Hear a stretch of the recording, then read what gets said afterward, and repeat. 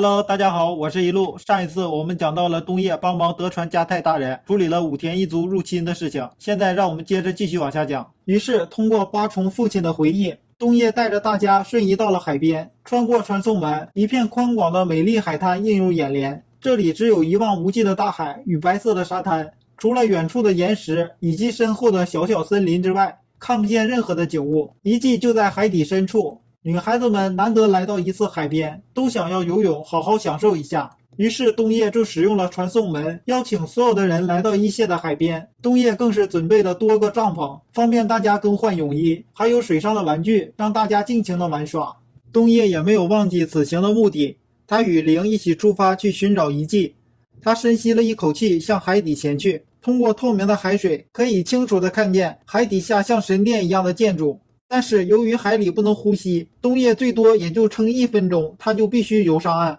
此时琥珀想起了可以操纵水源的神兽伙伴，那就是与他同等级别的神兽玄帝。在正常的情况下，召唤师是无法召唤指定对象的，但是如果用东野的魔力加上琥珀的魔力一起进行召唤，玄帝一定会有所感应，回应召唤的。随着召唤魔法，魔法阵内出现了一只大乌龟，身上缠着一条大蟒蛇，它便是玄帝。玄帝目不转睛地盯着东野，充满了不屑。他们脾气古怪，认为东野根本就没有任何资格与他们签订契约，所以便提出了签订契约的条件。如果在日落之前，东野还能四肢健全地站在那里，那就签订契约。结果狡猾的东野使用了一招循环式 sleep 滑倒，就将他们击垮了。最后因为不断的滑倒，导致天旋地转的贤帝实在接受不了了，终于他臣服于东野。于是东野给蟒蛇起名为黑曜，乌龟起名为珊瑚。为了不对东野造成困扰，黑曜与珊瑚也变小了，浮在空中。在他们的帮助下，东野不仅能在水下呼吸，还能正常行走，就连浮力都消除了。走了一阵子，他们穿过了密道，发现了宽敞的大厅。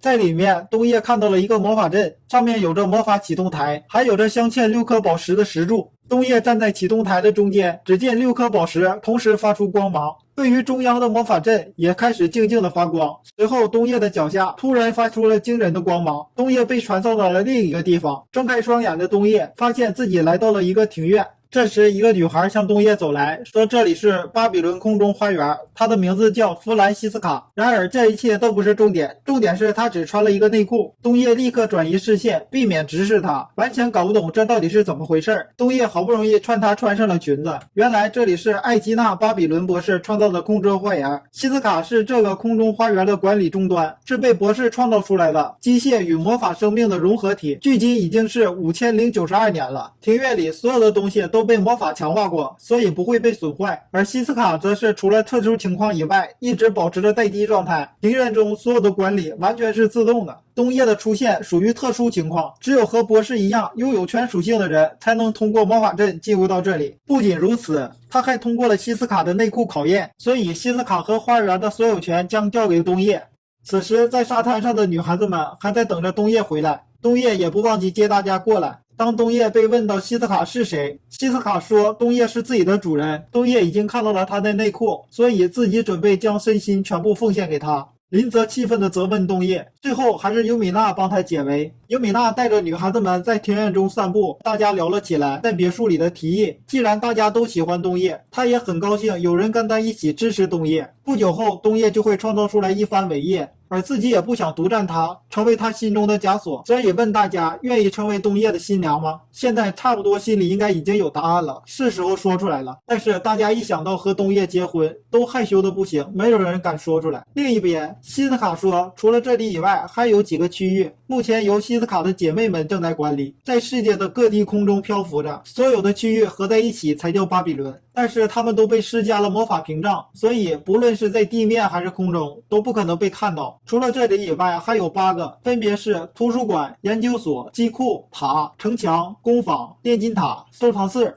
因为从外界看不到，所以要想找到其他辅导，只能去世界各地找到相应的魔法传送阵。现在西斯卡已经和她的姐妹们中断了联系，无法进行联络，就连东野的手机也查不到。西斯卡只在3208年前遇到过图书馆，985年前遇到过收藏室，从此以后再没遇到过其他辅导。当西斯卡被问到今后如何打算的时候，西斯卡认定了东野是主人，要跟随他。首先，西斯卡要将东野登录为庭院的主人，登陆的方式很特别，是法式湿吻。登陆完毕后，东叶的遗传基因被希斯卡记录，正式将庭院所有权转让给东叶，当场看傻了各位女孩。这一系列的操作让林泽坐不住了，直接向东叶告白，并且吻了她。东叶将希斯卡带回了别墅，身为正室的尤米娜很是生气，自己都没有亲过东叶，现在却被2个人抢先了，整个人非常不爽。为了哄尤米娜，东叶主动亲了她。随后尤米娜问东叶对林泽他是怎么想的，东叶表示很是喜欢，是非常重要的人。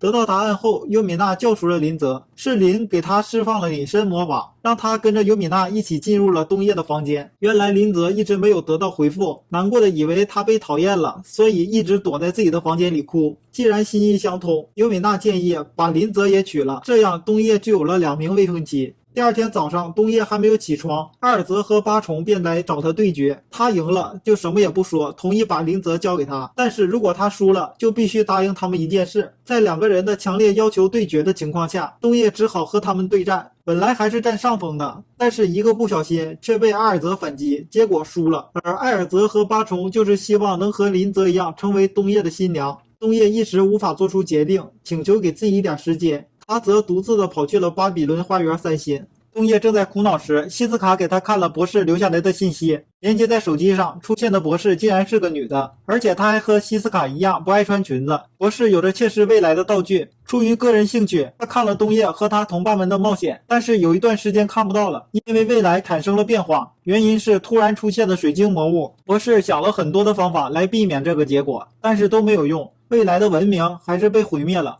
但是有一天，水晶魔物突然消失了，他又能看见未来了。不过博士不肯告诉东叶他和女孩子们的未来，苦恼的东叶只能去找神明大人。神明大人说只要诚实一点，开心一点就好了，但是东叶还是很担心。随后神明大人找来了恋爱之神，恋爱之神劝说东叶还是应该扔掉原来世界的常识，喜欢并且想要一起幸福的生活，那就是真爱。但是东叶还是担心自己不能给女孩子们幸福，所以才迟迟不肯做出承诺。恋爱之神说为对方着想是件好事，但是因此欺骗了自己的感情那就错了。于是东叶决定任性一次，不能为了别人欺骗自己。东叶终于想通了，暂时不打算结婚，如果大家不讨厌的话，自己则会都娶了他们。但是现在不能就这样顺势和大家结婚，因为自己还没有成熟到能背负他人一生的人，也没有认真的考虑过婚姻，所以希望大家能再等一等。在此期间，如果大家等得不耐烦了，可以抛弃他。不过这根本是不可能发生的事情。大家现在非常确定自己就是东叶的未婚妻。博士告诉过希斯卡，未来东叶会有9个老婆的，或许灵也在里面。不过未来的事情谁会知道呢？故事到这里，第1季也就结束了。我是一路，谢谢观看。喜欢的小伙伴们还请点赞、留言、关注。